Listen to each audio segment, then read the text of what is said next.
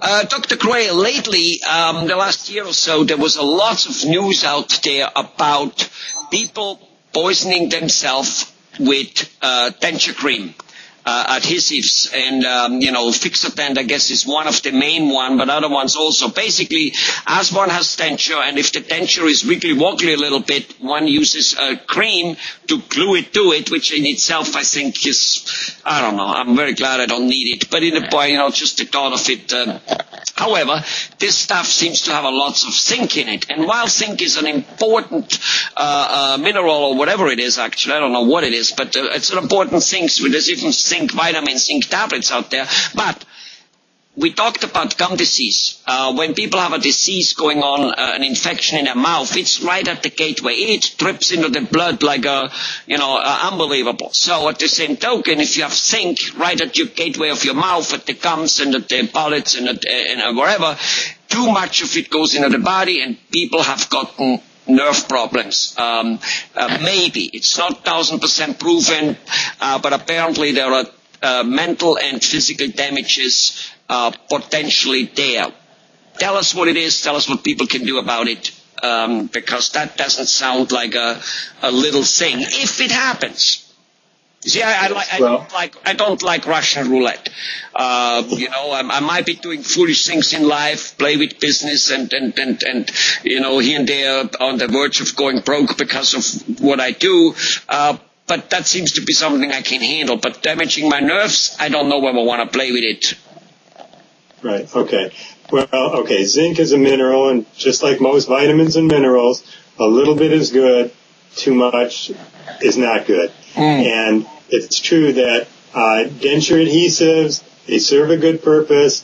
They can give a person more confidence. If they have a denture that may be a little bit loose or a little prone to move around too much, that's okay, but they need to use it as directed.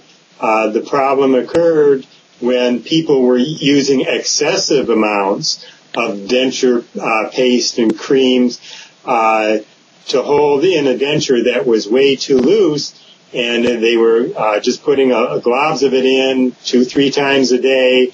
And because the manufacturers added a little bit of zinc to make the product more effective in adhesive, the people who were using too much of it ended up getting too much zinc in their system and then showing up with these neurological type problems. All the research is not in yet, but it seems to be what's happening. So people are encouraged to use it as directed, not to use excessive amounts. If their dentures are loose, see the dentist. We can do relines, or if need be, we can make a new denture so that the amount of adhesive that you can use is either none or very minimal, and then you wouldn't have to worry about these problems. Like I said, a little bit of zinc is okay. Sometimes zinc is good for colds and other problems. Okay.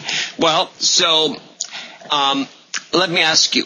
I mean, you dentists these days, you make what I call a hybrid, it's a implant-supported denture, where you put 2, maybe 3 implants in it, and the whole denture snaps on it. And when you do that, the chances of that denture ever becoming loose and needing adhesive is literally 0. Am I right there? Right. The implants can add a lot of stability to a denture. That's true. It's just almost like having teeth holding in a partial plate when the implants hold in a denture. Right. I've heard, some dentists have said that a implant-supported denture, which is, of course, a tremendous amount of cheaper than all implants, is yet literally close to as good as all implants to a certain degree. It's like day and night compared to a normal denture. So in terms of eating an apple or ripping apart a spare rib. Is that true in your opinion, or is that a little bit exaggerated? What's the deal there? Well, every person has their own individual experience. Some people do quite well with the traditional dentures. Other people find it rather uncomfortable. They're not as able to adjust to it, to hold it in place. And so in that case, they would use adhesives. If adhesive still doesn't do the trick, then the implant-supported denture may be best for that person. So let me ask you, I got that. So, but of course we just talked about the adhesive. I mean, I personally wouldn't want to use it even a little bit anymore. Again, because in the gums, the gateway to the blood vessel is so strong that any little sink may be too much. Personally I haven't trusted a drug company yet, and the people who make the adhesive are a drug company.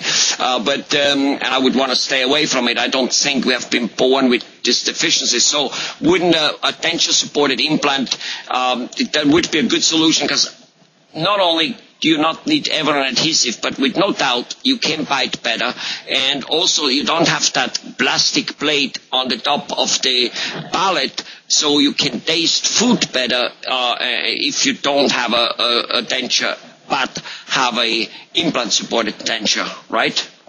Yes, that's true. If it doesn't cover your palate, that's true. You can get more sensation of temperature and the food. It's also true that the denture adhesive companies are now coming out with zinc-free formulas.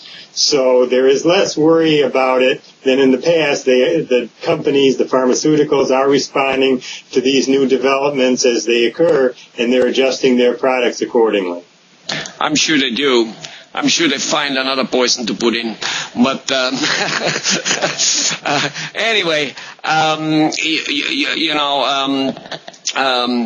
so what should a person do who maybe has tingling fingers, numb fingers, weak muscles? Maybe he does wear dentures, and it's not that this type of stuff, this nerve problem, comes only from the screen. People can get that anyway. Should they go and visit a physician and get a testing done, or maybe a podiatrist who does a lots of nerve testing also, as far as I know, and at the same time should come to you and realign their denture, whether it's with an implant or just make it better new, so that the cream doesn't have to be used? Because it couldn't be comfortable having to use a cream in the first place. I can't see where this is a comfortable thing. I mean, I just can't see it.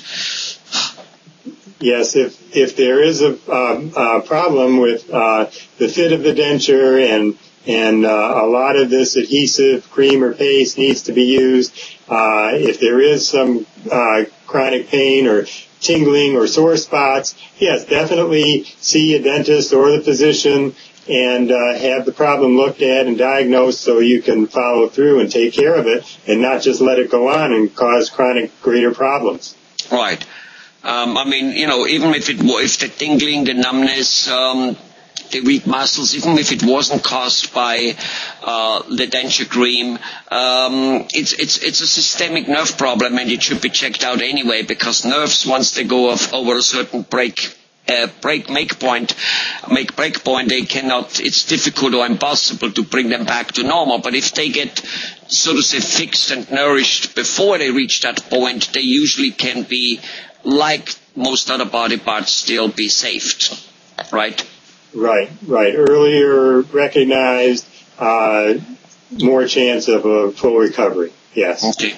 Well, thanks for shedding some light on this whole thing. It's nice to hear that the cream manufacturers, responding to it as they should, and as I'm sure they would.